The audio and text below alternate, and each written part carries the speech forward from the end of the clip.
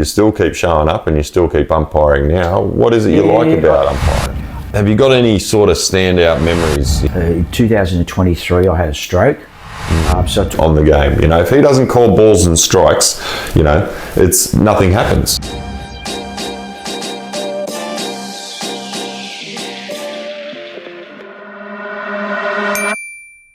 Yeah.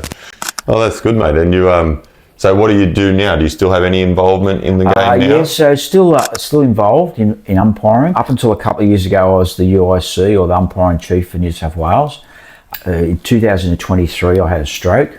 So I took a year off, was at work, and you needed an excuse, obviously. Needed an excuse, so yeah, had a stroke and decided I'd just, so, you know, I had high blood pressure and stuff like that, didn't know, but whatever. So still volunteer quite a lot of my time umpiring and being involved. I've tried to, in the last 18 months, I suppose, try to get other people involved to take over, because it's not, I mean, I could umpire and be a UIC for the next, 10, 15 years if I wanted to, I suppose.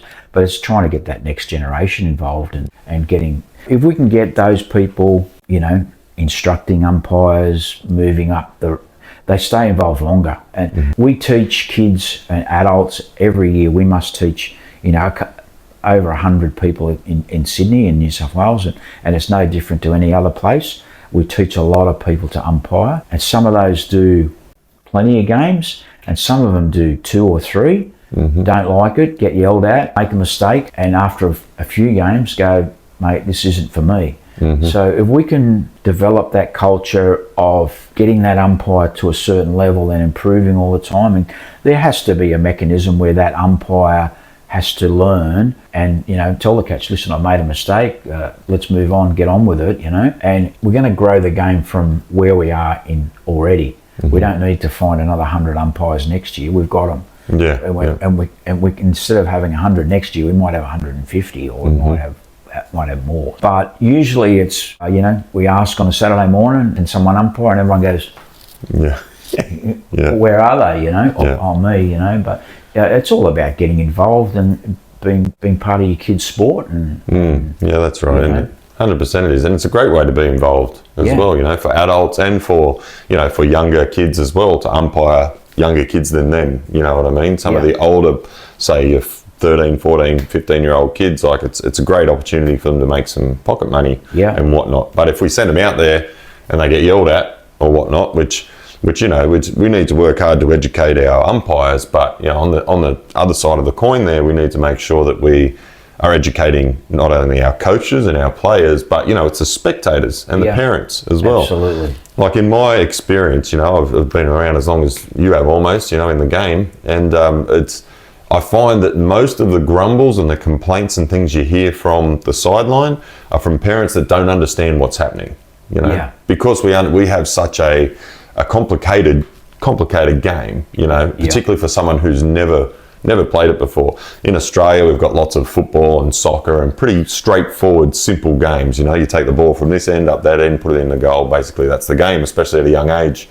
But when parents don't understand the mechanics and the fundamentals of baseball, and they don't understand that, they think, oh, my kid's out there doing the best he can. Why is he out? Why did he get called out? Because he may have been called out on a technicality, or he might have been called out on a play that they don't understand. So they're starting to go, oh, what are you doing? You're doing a terrible job, umpire. Where he's probably done the right thing. It's I think education is a huge part of it as well. And that's why I'm going to try and lean on guys like you, and we'll see what we can do about that moving forward. All right, well, that's awesome, Matt. That's a great story. It's so good to hear that you came from a bloke who's just never played at all, and now you're almost running, you have run baseball umpiring in New South Wales. You've been overseas multiple times. It's so good to show people that there are pathways for umpires as well, because I think that's something that isn't known so much about for young kids out there too. There's young kids out there that may not be the best player in their team, but they've got a real good mind for the game, and there's a great pathway for them, to be umpires and have some great experiences like you did. So What is it about umpiring that you enjoy? Like, you've been doing it, you took it up, you didn't know nothing about the game, you started umpiring, you kept doing it out of necessity for part, I suppose, because they needed umpires, but you don't have to do it now. You know, you still keep showing up and you still keep umpiring now. What is it you like about umpiring? I still like being involved, and I suppose one of the reasons I sort of went down that umpire path, if you like, is I didn't have time with work to be a coach. I would have loved to have coached one of my kids' teams, and I'd love now, you know, if the opportunity came up to teach, you know, to coach one of my grandsons or something, or my grandkids playing, if they were playing baseball. But I never really had time, you know, with the way that my work was structured and stuff. So I got involved in the umpiring thing because you just turned up, you know, there's a bit of there's preparation, don't get me wrong, but the majority of what you do is at game time. So always involved, staying involved. I, you know, went on a couple of committees at club level and at association level and stuff, and helped out there where I could. But really enjoyed umpiring as well. But in junior baseball, if you like, or, you know, up to senior league level, umpiring for me has always been about teaching people the game. Little league baseball and junior baseball, I think, should be about keeping those people involved in our game. If they want to get to a higher level and kids want to go to college or play grade or whatever, be involved. But it's about giving back as well, you know, and enjoy that more than anything, you know, going to state tournaments. And even at state and national tournaments, you're still teaching people, coaches especially, that you'd interact with, the rules and situations. If we can improve that education right along the process, you know, I went to a junior league tournament, it's a couple of years ago now, a state level tournament. And there was a close play on an interference on a runner going from second base to third base, you know. And from first base, I called the runner out for interference. I think the shortstop picked the ball up and threw the kid out at first base, and it really didn't affect how he'd interacted with the ball, but the interference happened with the runner going in front of him. And a coach, obviously the coach on the batting team, wanted to know all about that, you know, and why I'd called his guy out for interference. When they made the out, you know, the batter runner should be out, and I put the batter runner safely at first base. So the rule is, you know, on interference, straight away the ball's dead.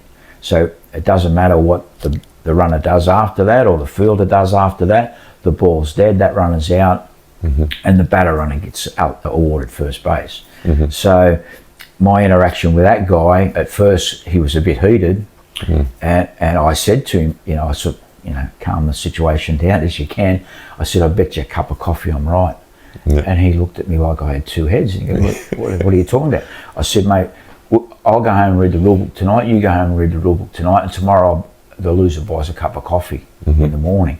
And it sort of took the wind out of his sails, and sometimes you have to sort of do that and diffuse the situation on the field. But he was there the next morning with a flat white ready to go, and but so at that level, you know, from his point of view, one of his kids or one of his friends' kids or whatever was playing junior league now, and they played from T-ball, and he'd never seen an interference call by an umpire in 6 or 7 years in that situation, you know. And if people were, you know, umpires were educated enough, if you like, or we can work with our umpires to teach them the situations that should occur and what should happen, and that guy would have seen it 3 or 4 times, you know, and he'd know, you know, when the parents are yelling on the sideline, guys, settle down, it's interference, he's out, whatever. And we can move on and enjoy baseball more. Yeah, mate. And once you stop learning, you start forgetting, right? I don't think I've been through a game where you've been umpiring where you haven't taught me something. You know, like honestly, I think I know everything about the game.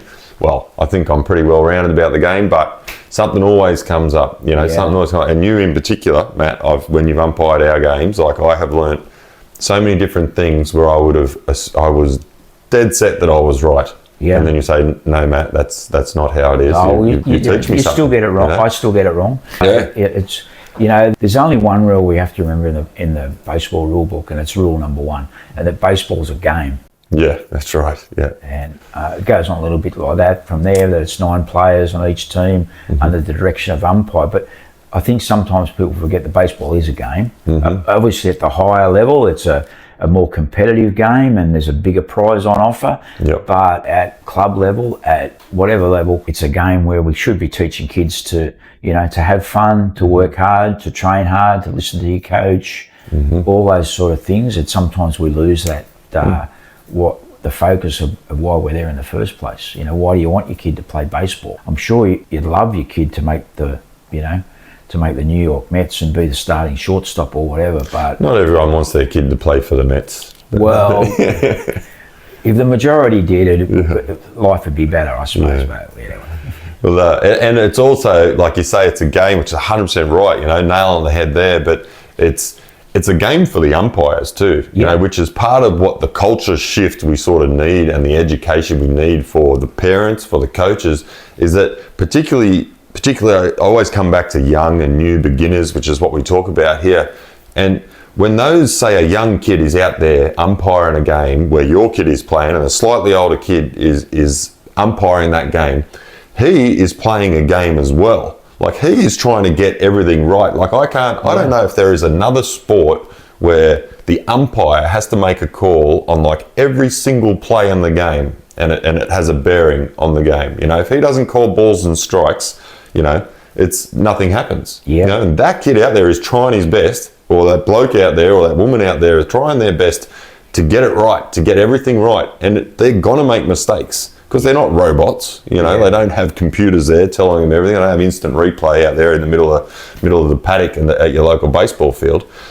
They're playing a game just like your kids are out there playing a game as well. So we need to remember that when we look at umpires and officials that are out there in our game.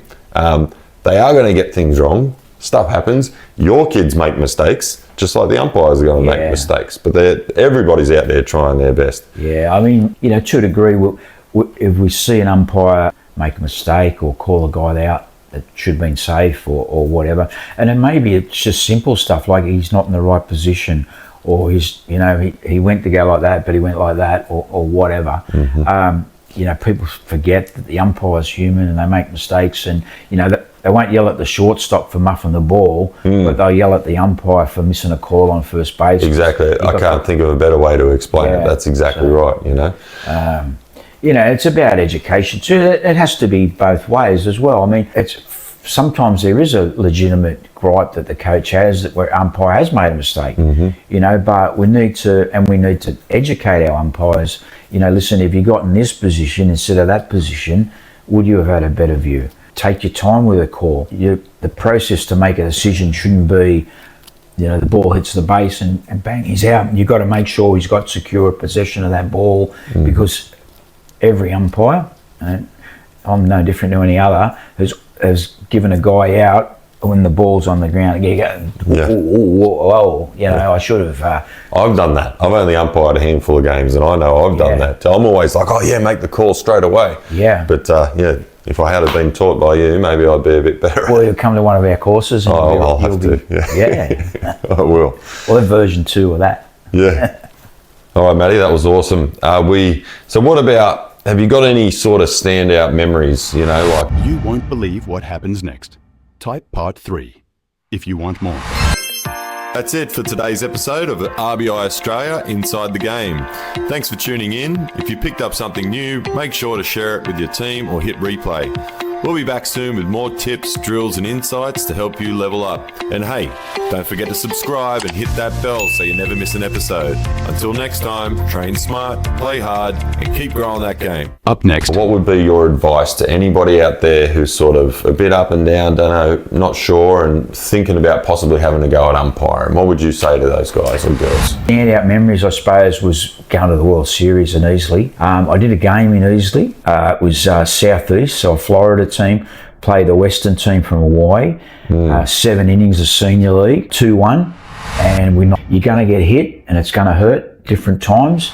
So did I get it wrong, you know? It's always about learning. If you do the same thing over and over again and keep making the same mistake, Bring swagger to every swing. XX Fusion batting gloves are built for control, comfort, and serious style. Textured grip, pro-level feel, built for hitters who don't mess around. Match your gloves with XX bat grips. Printed or solid, every grip's made to pop and perform. Moisture resistant, ultra tacky, zero distractions. Available now in adult and youth sizes, online or in store. Gear up at RBI Australia, Smeaton Grange, Rouse Hill, or at rbiaustralia.com.au. Shop XX today.